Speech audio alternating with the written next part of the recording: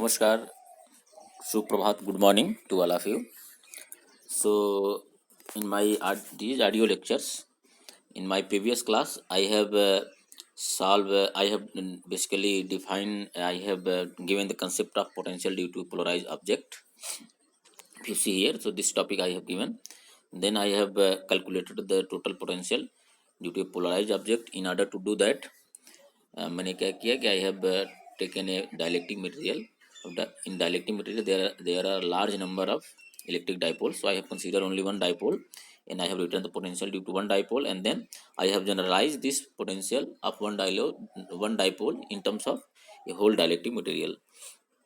So it has been found that that potential due to a polarized object is basically due to two quantities, that is basically surface bound charge density and volume bound charge density. तो surface bound charge density जो हमने define किया था, that is polarization vector dot product of polarization vector and normal vector p vector dot n cap, and volume bound charge density that was equal to minus divergence of polarization vector p. So this is very important result. So in this then I have solved one numerical problem, that was a Griffith problem I have given, and then let us consider a rectangular dielectric slab in the field. If you see, let us say if you have a dielectric slab, that it means that if it is polar dielectric, obviously we know that there will be large number of electric dipoles which are randomly oriented. When there is no electric field, this case if there is no electric field, if you see minus plus minus plus minus plus plus minus plus minus plus minus, so their random orientation is there. That means if you try to measure the polarization in this dielectric, so there will be no polarization. Why? Because all the dipoles are randomly oriented. But if you applied electric field, in this diagram, if you applied electric field, what will happen? All the dipoles which are randomly oriented, as it was in previous case, they will get aligned into the direction of electric field. And if they will get aligned in the direction of electric field, it means their spontaneous internal electric field will develop within the dielectric material, as I have shown in this case. So this internal electric field will oppose the external electric field. So in order to do that, the all the dipole moments will be aligned into the direction of electric field. So here I have shown, we know that polarization vector that is basically aligned into the direction of electric field.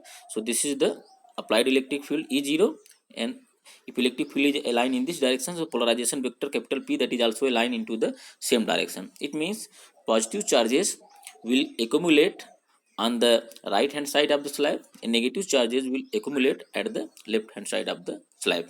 So here I have written sigma P and minus sigma P. Why this sigma P? Because if you see inside the slab, if you see for particular case, if you see here in this case, I have written a dotted line. So if you see that one minus charge and plus charge, this minus charge and plus charge, that becomes 0, and then again minus charge plus charge, that becomes 0, and then again this minus charge and this plus charge becomes 0. So inside the dielectric, all charges, means whatever the volume bound charges were there, they become 0. They basically effectively cancel each other, so that is why they become 0. But at the surface, if you see this, I have drawn a dotted line. So this after this dotted line, on the both side of the dielectric slab, so there will be remaining positive charges at the right hand side of the slab, this side, and there will be negative charges remaining at the negative side of the slab. So because of this, an internal electric field will develop. So will develop from positive to negative, and the total resultant electric field, this resultant electric field obviously that will be equal to applied external electric field minus internal electric field. अगर internal electric field की बात करें तो internal electric field किधर develop होगा? अगर ये positive charge है इस स्लैब पे और इस स्लैब पे नेगेटिव चार्ज है, तो इंटरनल इलेक्ट्रिक फील्ड की डायरेक्शन ऑब्वियसली इस डायरेक्शन से इस डायरेक्शन होगी. सो दैट इज बेसिकली ई इन. अगर इसको लिखा जाए तो this is E in, internal electric field. So that is why I have written here total electric field that is in the dielectric slab, that is E is equal to, so that is E0 minus En, where E0 is the external electric field and En is the internal electric field. If you understood, then I will give the concept, that is concept is the electric field displacement vector.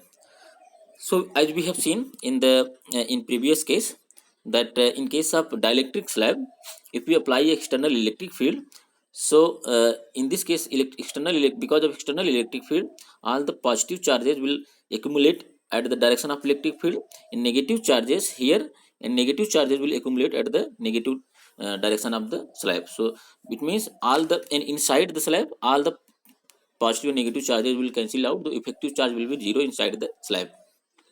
But at the surface we are getting some positive charge and negative charge.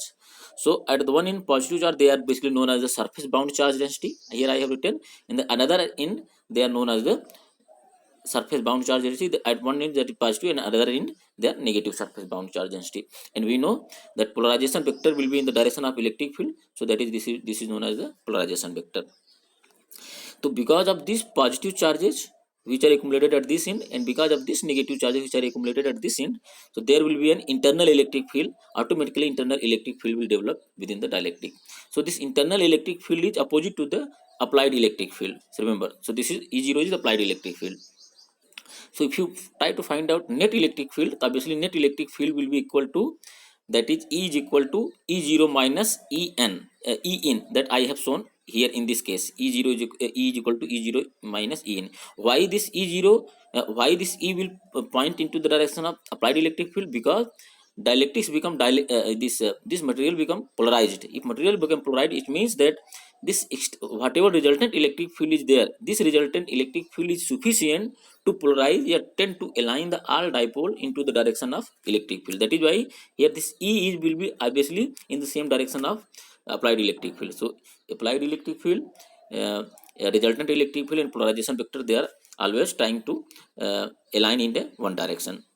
So I have given concept in last class, that is surface bound charge density. If you see, this is a dielectric slab, तो हम लोग यहाँ पे surface bound charge define कर सकते हैं. तो हमें पता है सरफेस बाउंड चार्ज क्या होता है, sigma P is equal to that is polarisation vector P and that is N cap. N is basically vector normal to the surface. If this is known, then we can write the electric field also. So that electric field obviously, if you see, where n cap is the unit vector along the outward normal to the surface. Above equation is general true for any shape of dielectric.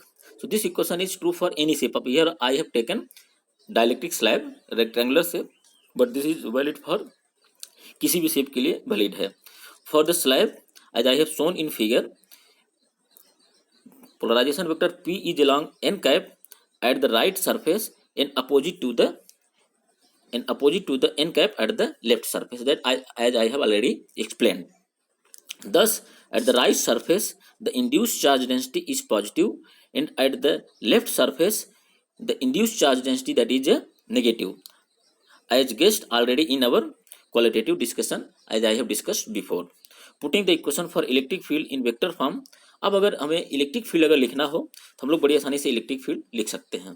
तो electric field क्या होगा, that is basically E vector obviously dot product with the n. This is resultant electric field, remember. So this I am writing resultant electric field.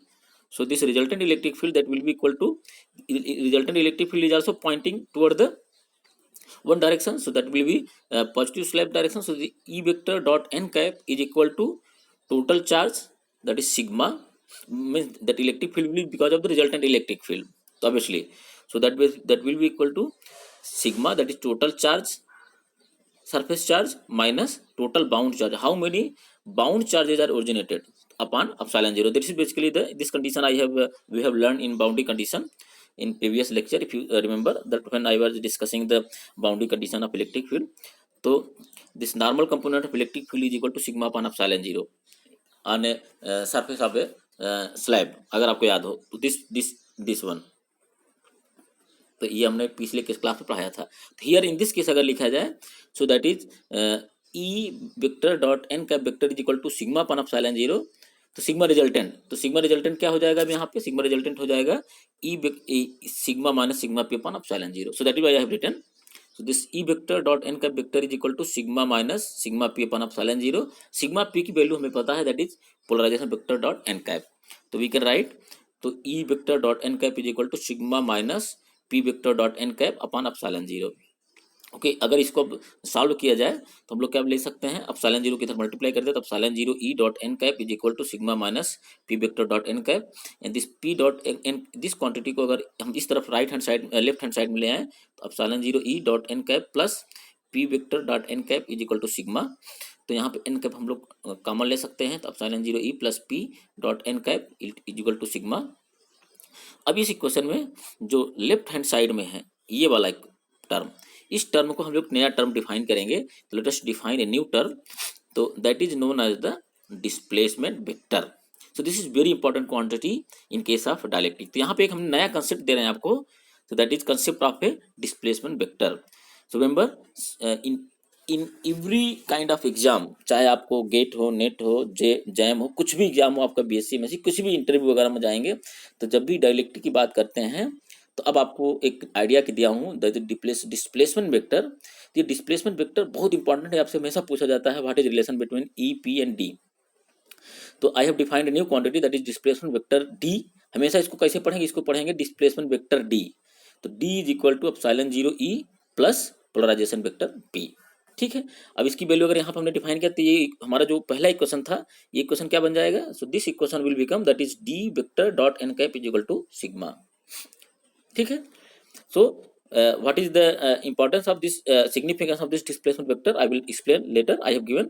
so this is the basic definition of displacement vector। अब कभी पूछा जाए तो आपको ये हमेशा याद होना चाहिए, what is the epsilon 0 e plus p polarization is equal to displacement vector d। this d is only valid in case of dielectric material। अगर आपका मान लीजिए कोई मटेरियल डायलेक्ट्रिक नहीं है, लेट अस से इंसुलेटर है या कंडक्टर है, we know that in case of conductor this polarisation vector या insulator the polarization vector will be equal to 0, or let us say there is no material, that vacuum is there, if there is vacuum there is no polarization vector, if p becomes equal to 0 that means d is equal to epsilon 0 e। तो इसका मतलब जो displacement vector है वो epsilon 0 e के बराबर है। इसका मतलब अगर इलेक्ट्रिक फील्ड और जो डिस्प्लेसमेंट वेक्टर है दोनों जो है एक दूसरे से बहुत कोरिलेटेड हैं, और डी जो है कंसेप्ट आता है वो मटेरियल के अंदर आता है, डायलेक्ट्रिक मटेरियल के अंदर आता है। तो I have written here significance of D. तो if you see the significance of D, in vacuum electric field is related to the free charge density sigma। obviously in dielectrics medium the corresponding role is taken up by D। अगर vacuum में देखा जाए तो electric field हमें पता है that is basically because of the free surface charge density. आज we have seen that E dot N is equal to sigma upon epsilon 0, जो हमने लास्ट क्लास में हमने जो सरफेस बाउंड्री कंडीशन बता रहे थे इलेक्ट्रिक फील्ड में। हमेशा इलेक्ट्रिक फील्ड जो है अगर कोई सरफेस है या स्लैब है, सीट है, अगर उस पर सरफेस चार्ज डेंसिटी है तो इलेक्ट्रिक फील्ड हमेशा जो है वो surface charge density upon epsilon 0 होता था। Electric normal component of electric field is equal to surface charge density upon epsilon 0। तो I hope you are getting my points. तो वैसे ही यहाँ पे जो डिस्प्लेसमेंट वेक्टर है, जो रोल इलेक्ट्रिक फील्ड का होता है वैक्यूम में, वही रोल जो है डायलेक्ट्रिक मीडियम में डिस्प्लेसमेंट वेक्टर का रोल होता है। ऑल और फिर देखा जाए ऑल थ्री वेक्टर्स, अगर आप यहाँ पे देखें तो हमने E vector, P vector, E vector, P vector and D vector, तो तीनों को हमने वेक्टर दिखाया है। तो यहाँ पे एक और प्रॉपर्टी है, all three vectors P vector, E vector and D vectors are parallel to each other. ठीक है, हमेशा ये पैरेलल होते हैं। let us try to take ratio of this all d vector and e vector। so d upon e is equal to, अगर d की value हमने define किया that is epsilon 0 e plus p, and e vector हमें पता है e is equal to हमें यहाँ पे हमने डिफाइन किया है that is vector e। So that is e dot N cap is equal to sigma minus sigma p upon epsilon 0। तो d यहाँ इस इक्वेशन से अगर इस इक्वेशन को अगर रेशियो लिया जाए तो d upon e is equal to क्या हो जाएगा, d is equal to sigma, d dot N cap is equal to sigma and e dot N cap is equal to sigma minus sigma p upon epsilon 0। तो N cap will be cancelled out, तो d upon e will be equal to sigma upon sigma minus sigma p upon epsilon 0। तो d upon e is equal to epsilon 0 into sigma upon sigma minus sigma p। तो इसको और simplify किया जाए, हम लोग एक यहाँ पे नया टर्म डिफाइन करेंगे that is basically sigma upon sigma minus sigma p, where sigma p is the polarization vector, that is surface bound charge density, remember that is due to polarization। so this is I have defined new quantity that is epsilon r। okay, so this epsilon r is known as the relative dielectric constant, relative permittivity। तो अब अगर हम देखें तो अगर हम लिख सकते हैं d upon e is equal to, अगर हम देखा जाए तो हम लोग लिख सकते हैं what, that is epsilon 0 into epsilon r। So this d upon E is equal to basically epsilon 0 into epsilon r. The epsilon 0 into epsilon r is equal to basically epsilon, that is dielectric constant of a that particular material. It means ratio of displacement vector and electric field is nothing, that is basically a dielectric constant of that particular material. Okay, तो d upon E is equal to epsilon. So it means अगर इसको हम vector के term में लिखें तो vector D is equal to that is epsilon into E vector. Remember, so this equation is valid. Here I have not written epsilon 0. यहाँ पे epsilon 0 नहीं है, यहाँ पे क्या है, displacement vector is equal to epsilon into E vector, where epsilon is the dielectric constant of a material, E is the electric field, and D is the displacement vector. So this is again the relation, that is the relation between the displacement vector and electric field. Okay, now go to the previous. We have defined displacement vector, that is d is equal to epsilon 0 e plus p. तो हम इसको और simplify कर सकते हैं. तो what is the value of polarisation vector p? तो अगर p निकालें तो p vector is equal to d minus epsilon 0 e. Okay, and then polarisation vector p is equal to, अभी हमने डिफाइन किया d vector is equal to in terms of dielectric constant, that is epsilon into e. तो is epsilon into e minus epsilon 0 e. Then p is equal to, हम लोग यहाँ पे epsilon 0 common ले सकते हैं, तो क्या हो जाएगा, epsilon 0 ब्रैकेट में epsilon upon epsilon 0 minus 1 into E vector. तब यहाँ पे फिर अभी हमने इसके पहले डिफाइन किया था कि अगर देखा जाए तो ये जो क्वांटिटी है, this quantity that is epsilon 0 upon epsilon 0 into epsilon r is equal to epsilon. तो हमने यहाँ पे डिफाइन किया epsilon 0 upon epsilon r is equal to epsilon. ठीक है, तो हम लोग क्या कर सकते हैं, अगर ये एप्सिलॉन है तो हम बता सकते हैं कि एप्सिलॉन आर की वैल्यू क्या है. Epsilon R is equal to क्या हो जाएगा, epsilon R is equal to basically हमें क्या है, E upon E zero. Okay, तो इसीलिए हमने यहाँ पे epsilon 0 into epsilon R minus 1 into E कर दिया. अब यहाँ पे एक और क्वांटिटी डिफाइन किया, जो एप्सिलॉन आर है, epsilon R minus 1, that is known as the chi E. So the polarization vector P can be written as epsilon 0 into chi E into electric field E vector. ठीक है, तो जहाँ पे chi E है ये कहलाता है, that is known as the electrical susceptibility of a dielectric material. This is very important quantity. तो जहाँ पे chi E की वैल्यू क्या है, that is relative dielectric constant minus 1. Okay, अब इसको अगर इनको और थोड़ा सा पढ़ा दें, इनके बीच में रिलेशन क्या है, तो epsilon r लिख सकते हैं, that is 1 minus chi, and epsilon r is equal to epsilon upon epsilon r. It means epsilon is equal to epsilon 0 1 plus chi. So this is basically relation between the dielectric constant and dielectric constant of that particular material, relative permittivity and electrical susceptibility of that particular material.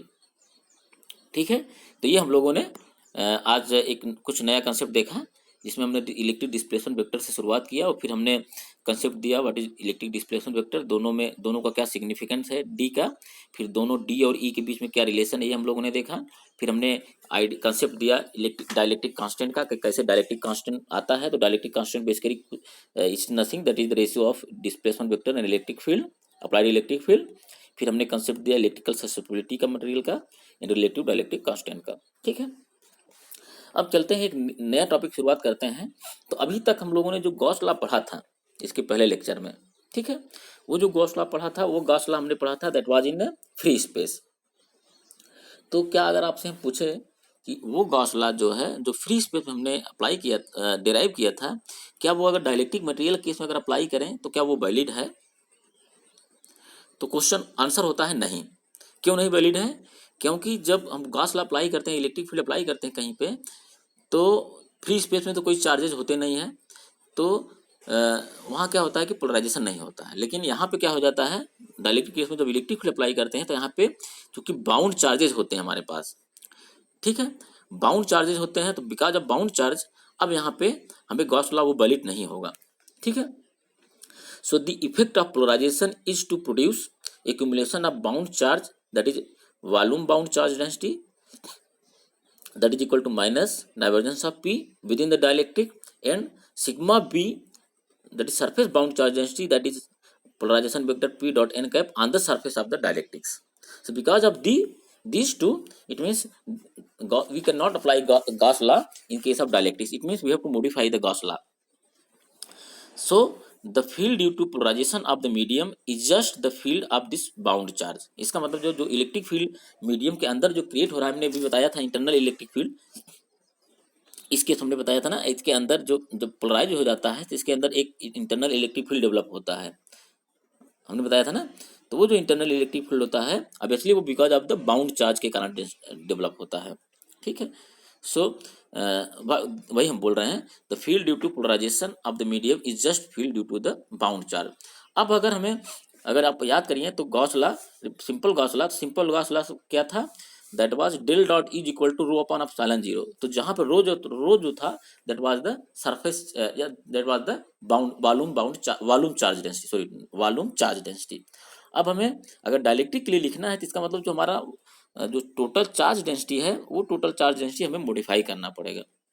अब अगर एक कोई dielectric medium लेते हैं तो dielectric medium में क्या हो सकता है, वहां पे कुछ फ्री चार्ज हो सकते हैं, ठीक है, और कुछ बाउंड चार्ज हो सकते हैं।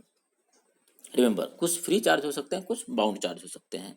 इसीलिए हमने तो सबसे पहले अगर अब डायलेक्ट्रिक के अंदर अगर जाएंगे, लिखेंगे इलेक्ट्रिक फील्ड गॉस लॉ, तो इसका मतलब हमने लिखा है कि rho is equal to rho B, that is the charges due to the bound charge in rest of the charges. बाकी जितना चार्ज है उसको काउंट करेंगे, और जो चार्ज है बाकी चार्ज जो बाउंड चार्ज के कारण है। इसलिए हमने लिखा है rho B plus the rho F, where rho is the free charge means apart from the all bound charges we have to count all the free charges plus all the bound charges, that will be the total charge density. So that what we have to do in case of dielectric when we want to derive a Gauss law in case of in presence of dielectrics. Okay, अगर हमें Gauss law dielectric में derive करना है तो हमें total charge count करना पड़ेगा। जब हमारा डायलेक्ट्रिक पोलराइज्ड हो जाता है तो वहाँ पे बाउंड चार्ज भी आ जाते हैं, तो कुछ तो उसमें फ्री चार्ज हो सकते हैं, उसके अलावा कुछ बाउंड चार्ज आएंगे। इसका मतलब टोटल चार्ज जो रो है अब मॉडिफाई हो जाएगा। अब क्या हो जाएगा, rho B plus rho F, that's all. Okay, तब अगर गॉस लॉ लिखें तो गॉस लॉ क्या है, epsilon zero that is divergence of E equal to rho upon epsilon zero. तो हमने एप्सिलॉन जीरो किधर मल्टीप्लाई करते, epsilon zero into D divergence of E into rho is equal to रो।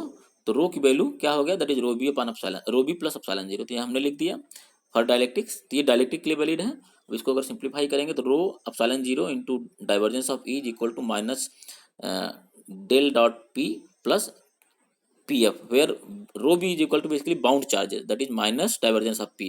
अब इसको डाइवर्जेंस किधर ले जाएंगे तो rho epsilon zero is equal to divergence of P plus divergence of P is equal to free charges rho F that are divergence हम common ले सकते हैं, divergence of E, divergence of bracket में epsilon zero E plus P that is equal to rho F. तो यहाँ पर हमने ये डिफाइन किया था that is epsilon zero E plus P is equal to D vector. तो क्या हो जाएगा, so that is D vector is equal to epsilon zero E plus P. तो अब इसको हम लिख सकते हैं divergence of D into rho F. That means अगर डायलेक्ट्रिक में this is known as the Gauss line dielectric, अगर डायलेक्ट्रिक मीडियम है अगर उसमें हमें गॉस लॉ लिखना है तो क्या हो जाएगा, that is divergence of D is equal to rho F. अगर रिमेंबर करिए, अगर फ्री स्पेस में था तो क्या था, divergence of E is equal to rho upon epsilon zero था, ठीक है। बट अगर डायलेक्ट्रिक मीडियम में करना है तो divergence of D is equal to rho F हो जाएगा। तो यहाँ पे डी का कंसेप्ट आया, दैट इज डिस्प्लेसमेंट वेक्टर। ये this is known as the differential form of a Gauss divergence law. अब अगर इस इंटीग्रल फॉर्म में लिखा जाए तो जस्ट इसको इंटीग्रल कर देंगे, surface integral sorry volume integral लेंगे, तो volume integral of divergence of D into D V is equal to volume integral of rho F, ठीक है। तो ये क्या हो जाएगा, जब वॉल्यूम इंटीग्रल रो एफ का लेंगे तो this will give the total charge enclosed with in the volume, so that is Q enclose, that is Q F enclose, that is free because of free charges. और यहाँ पे जो है left hand side में ये volume integral था, इस volume integral को गॉस डाइवर्जेंस थ्योरम से हम लोग इसको सरफेस इंटीग्रल में चेंज कर सकते हैं। जब सरफेस इंटीग्रल में चेंज करेंगे तो क्या हो जाएगा, surface integral of displacement vector D dot D A is equal to Q F enclose. So this is basically known as the integral form of the Gauss law in presence of dielectrics. So this was the Gauss law in differential form, and this is the Gauss law in integral form. Okay. So another topic, that is susceptibility, permittivity, and dielectric constant. So so far in our discussions, what we have learned, that in any material, if you go back to the dielectric slab, if you see here, or if any other dielectric slab here, if you see, we know that this polarization vector P is basically directly proportional to the applied electric field. जितना ज़्यादा हम लोग electric field apply करते जाएंगे उतना ही ज़्यादा polarisation होगा, मतलब वो चाहे पोलर डायलेक्ट्रिक हो चाहे वो नॉन पोलर डायलेक्ट्रिक हो। जैसे जैसे इलेक्ट्रिक फील्ड बढ़ाते जाएंगे वैसे वैसे जो है हमारा पोलराइजेशन पोलराइजेशन बढ़ता जाएगा। It means capital P is directly proportional to electric field. अब जब प्रोपोर्शनलिटी कांस्टेंट हटाते हैं, प्रोपोर्शनल हटाते हैं, तो वहाँ पे दो कांस्टेंट आते हैं। तो यहाँ पे P इज इक्वल टू, दो हमने कांस्टेंट इंट्रोड्यूस किया, that is epsilon 0 E into chi E, where chi is हमने लिखा है proportionality constant, or that is also known as the electrical susceptibility and this is a dimensionless quantity. इसको हमने इसके पहले भी डिफाइन किया लेक्चर में। काई की वैल्यू यहाँ पे हमने कंसेप्ट डिफाइन किया था, काई that is electrical susceptibility. And काई ई जो है वो डिपेंड करता है किसके ऊपर, वो डिपेंड करता है माइक्रोस्कोपिक स्ट्रक्चर ऑफ मटेरियल, जो डाइलेक्ट्रिक मटेरियल उसका कैसे सूक्ष्म स्तर पे उसका कैसा स्ट्रक्चर है और उस मटेरियल का टेम्परेचर कितना है, उसके ऊपर काई हमारा डिपेंड करता है। रिमेंबर ये डायमेंशनलेस है, ठीक है। This is known as the proportionality constant और इलेक्ट्रिकल सब्सक्रिप्टिबिलिटी। अब अगर हम पीछे जाएं तो हमारे पास है, हमने कंसेप्ट दिया था डिस्प्लेसमेंट वेक्टर का। तो displacement vector D is equal to epsilon 0 E plus P होता है। तो D इज इक्वल टू यहाँ पे एप्सिलॉन 0 E और P की वैल्यू भी हमने पोलराइजेशन वेक्टर की वैल्यू भी डिफाइन किया, हमने फाइंड आउट किया। पोलराइजेशन वेक्टर E जो है, P जो है that is equal to epsilon 0 chi E into E, capital E vector. तो यहाँ पे D को डिफाइन कर सकते हैं एप्सिलॉन 0 ब्रैकेट में 1 plus chi E into E, तो D is proportional to E, that is displacement vector is equal to epsilon E. इसका मतलब जो डिस्प्लेसमेंट वेक्टर है ये हमने पहले भी शायद यहाँ पे भी हमने कंसेप्ट दिया था, displacement vector is equal to epsilon into E. तो यहाँ पे भी वही कंसेप्ट दे रहे हैं फिर से। इसका मतलब जो है किसी भी मटेरियल में जो डिस्प्लेसमेंट वेक्टर है वो इलेक्ट्रिक फील्ड के डायरेक्टली प्रोपोर्शनल होता है। जैसे जैसे आप इलेक्ट्रिक फील्ड बढ़ाते जाएंगे वैसे वैसे मटेरियल का डिस्प्लेसमेंट वेक्टर जो है, remember this is valid only for the dielectric material, तो वैसे वैसे डिस्प्लेसमेंट वेक्टर बढ़ता जाएगा। तो D is equal to epsilon E, where epsilon is the dielectric constant of a material, तो where epsilon is equal to epsilon 0 1 plus chi E। Epsilon is the permittivity of medium and in vacuum where there is no matter to polarize. Obviously chi E की value जो हो जाएगी, अगर vacuum है तो वहाँ पे कोई मटेरियल पोलराइज करना नहीं है, तो काई ई की वैल्यू 0 हो जाएगी, तब तो हमारा परमिटिविटी हो जाएगा। काई वैल्यू 0 होगी तब epsilon becomes epsilon 0, that means permittivity of free space. Okay, तो फिर हमने एप्सिलॉन आर, हमने एक कंसेप्ट दिया epsilon R is equal to epsilon upon epsilon 0 और 1 plus chi, that is relative permittivity या डाइलेक्ट्रिक कांस्टेंट, ये हमने कंसेप्ट दिया था। तो this is the susceptibility, permittivity and dielectric constant. आपको सिलेबस में ये पढ़ना था और आपको Gauss law in presence of dielectric पढ़ना था और आपको ये डिस्प्लेसमेंट वेक्टर पढ़ना था इस पार्ट में, इस यूनिट में। और ये जो हमने पढ़ाया है potential due to polarise object, bound charge density, surface bound, volume bound charge, ये पढ़ना था। ये हमने ये जितना पढ़ाया है दिस पोलराइजेशन, डाइलेक्ट्रिक कांस्टेंट, ये सब पढ़ना था। तो आपको ये वाला थ्योरी पार्ट इस सिलेबस का हमने ख़त्म कर दिया। इसमें electric field and force on A torque, वो भी torque and force on a dipole, वो भी पढ़ना था, वो हमने आपको दूसरे एक सेपरेट लेक्चर में बताया है। तो अब हम जो है इससे रिलेटेड कुछ न्यूमेरिकल प्रॉब्लम्स देखेंगे, वो नेक्स्ट लेक्चर में देखेंगे। तो हमारे पास अभी एक न्यूमेरिकल प्रॉब्लम देखेंगे डिस्प्लेसमेंट वेक्टर से रिलेटेड। फिर हम लोगों को इसी पार्ट में हमको पढ़ना है कैपेसिटर फील्ड विथ डाइलेक्ट्रिक, ठीक है। अभी हमने जो पढ़ा था capacitor field that was free space में, तो जो हमने लैप्लास इक्वेशन यूज करके आपको कैपेसिटेंस निकाला था, बाउंड्री कंडीशन यूज करके कैपेसिटेंस निकालना सिखाया था। अब क्या करेंगे, वो डाइलेक्ट्रिक कांस्टेंट, अगर डाइलेक्ट्रिक मटेरियल भरा हुआ है तब कैपेसिटर निकालना आपको बताएंगे। तो ये टॉपिक है, ये भी बहुत ईजी टॉपिक है, तो नेक्स्ट लेक्चर में हम फिनिश कर देंगे, ठीक है। तो आप लोग घर पे रहिए, सुरक्षित रहिए। इसी के साथ thank you very much for listening me. आप लोग अपना इनपुट जो है हमें व्हाट्सएप में दे सकते हैं, आपको कैसा लग रहा है लेक्चर, तो हम इसको और इम्प्रूव कर सकते हैं, इसमें क्या सुधार कर सकते हैं। वीडियो, इसमें हम वीडियो भी अपना वीडियो भी ऑन कर सकते हैं। अगर आप यहाँ देखेंगे तो वीडियो का भी ऑप्शन है, लेकिन मैं वीडियो का ऑप्शन इसलिए नहीं कर रहा हूँ। कैमरा का ऑप्शन यहाँ पे अगर आप देखें तो कैमरा का भी ऑप्शन आ रहा है, तो मैं कैमरा का ऑप्शन इसलिए नहीं दे रहा हूँ क्योंकि कैमरा देने से फाइल की साइज़ बहुत बढ़ जाती है, इसलिए मैं जो है कैमरा का ऑप्शन आपको ऑफ कर देता हूँ। इससे अपलोड करने में दिक्कत होता है, अगर कैमरा ऑन कर देते हैं अपलोड करने में दिक्कत होता है, ठीक है। Thank you very much for listening में। अगर आप लोग बोलेंगे तो मैं जूम पे भी आपका एक लेक्चर ले सकता हूँ, 1 या 2 लेक्चर, इंटरेक्टिव लेक्चर ले सकता हूँ, क्योंकि इस पे पढ़ाना थोड़ा कठिन होता है, बट ऐसे लेक्चर वहाँ पे आपको दे सकता हूँ मैं जूम पे भी।